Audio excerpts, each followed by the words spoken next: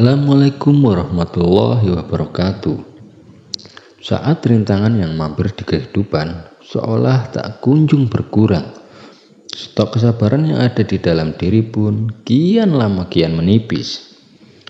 Untuk kembali memenuhinya, kamu bisa coba menerapkan cara menjadi seorang sabar, seperti mulai mengubah cara pandang hingga mempraktikkan teknik relaksasi pikiran dengan meditasi. Kesabaran bukanlah hal yang tak bisa dicapai. Jadi, melatih diri dengan cara-cara tertentu dianggap efektif untuk kembali memupuk sifat baik ini. Cara melatih kesabaran sebenarnya sudah diajarkan sejak kita kecil, bahkan saat masih di sekolah di taman kanak-kanak. Masih ingat saat kita diajarkan untuk bergantian saat ingin menaiki ayunan di sekolah? Dulu, kita mungkin merasa kesal saat harus menunggu untuk melakukan hal yang disuka. Namun ternyata ajaran tersebut bermanfaat hingga kita dewasa. Tentu semakin dewasa, permasalahan yang membutuhkan kesabaran jauh lebih rumit dari sekedar menunggu giliran main. Pada saat-saat yang berat, kamu bisa melakukan beberapa cara melatih kesabaran berikut agar hati lebih tenang. Yang pertama, melakukan relaksasi. Tidak mudah memang untuk sabar menghadapi berbagai karakter orang. Tidak jarang, ekspektasi kita tidak bisa terpenuhi, bahkan dalam hal-hal sederhana sekalipun. Hal ini bisa membuat kita tidak sabar dan cara paling sederhana untuk menghadapinya adalah dengan menarik napas dalam-dalam. Ini adalah salah satu cara relaksasi yang paling sederhana. Cukup tarik napas dan buang secara perlahan. Lakukan rangkaian ini selama 3 hingga 4 detik dan buat jeda sebelum mengambil napas berikutnya. Yang kedua, melihat permasalahan dari berbagai sisi. Ada kalanya kita mendapat ketidakpastian dari orang lain saat melamar pekerjaan misalnya. Setelah menunggu lebih dari 1 minggu untuk mendengar jawaban balik dari perusahaan, kamu mungkin menjadi tidak sabar untuk mengetahui hasil wawancara. Sebelum menyimpulkan bahwa perusahaan tersebut menolak, sebaiknya lihat dulu dari berbagai sisi. Bisa saja panggilan belum diterima sebab orang yang menentukannya sedang dinas keluar kota. Atau mungkin karena pelamar yang masuk sangat banyak, jadi butuh waktu lebih untuk menyortirnya.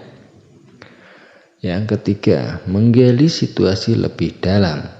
Saat menghadapi situasi yang memicu rasa cemas dan kegelisahan, kamu disarankan untuk menggali situasi lebih dalam.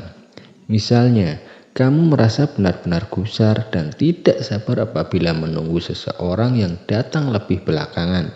Maka, cobalah gali lebih dalam tentang situasi tersebut dengan menanyakan, apa sebenarnya yang membuat kamu begitu benci keterlambatan walaupun hanya sebentar? Dalam situasi ini, apakah ada kerugian yang bisa didapatkan jika menunggu sebentar lagi? Terus, apa hal yang kira-kira bisa dilakukan untuk membunuh waktu saat menunggu? Selanjutnya yang keempat, menerima ketidaknyamanan dengan terbuka. Dalam situasi yang menguji kesabaran seperti macet misalnya, tidak banyak yang bisa kita lakukan untuk mengubahnya. Jadi, daripada menekan klakson berkali-kali, berharap kendaraan di depan bisa maju, lebih baik terima keadaan dengan menunggu dengan tenang. Toh memang sudah terlanjur terjebak macet di jalur itu. Nah, kemudian yang kelima, mengganti kata tidak dengan kata belum. Meski terdengar sederhana, mengganti kata tidak dengan belum bisa mengubah cara pandang kita saat menghadapi sesuatu dan membuat kita menjadi lebih sabar. Ini bisa jadi sugesti positif untuk diri kita. Pikirkan bahwa saat ini kamu bukannya tidak berhasil, tapi belum berhasil. Bukannya tidak bisa sampai tujuan, tapi belum sampai tujuan. Bukan tidak bisa menemukan pasangan yang cocok, tapi belum bertemu dengan yang cocok. Yang keenam, mengalihkan perasaan frustasi.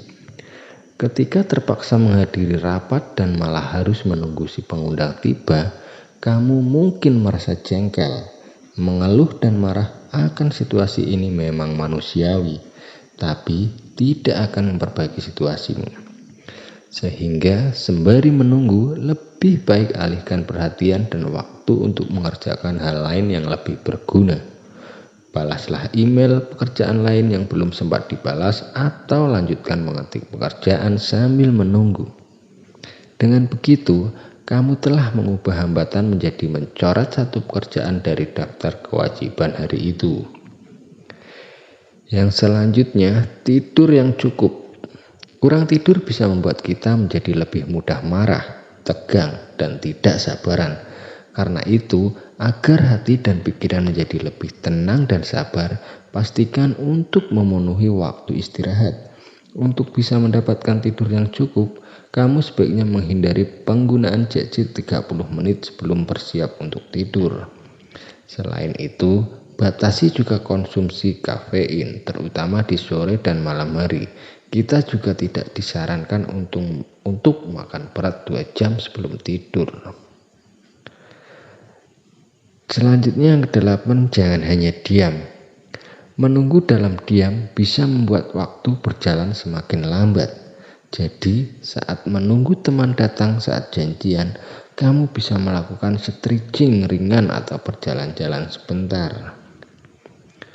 Kemudian yang terakhir, tidak terburu-buru dalam mengerjakan sesuatu.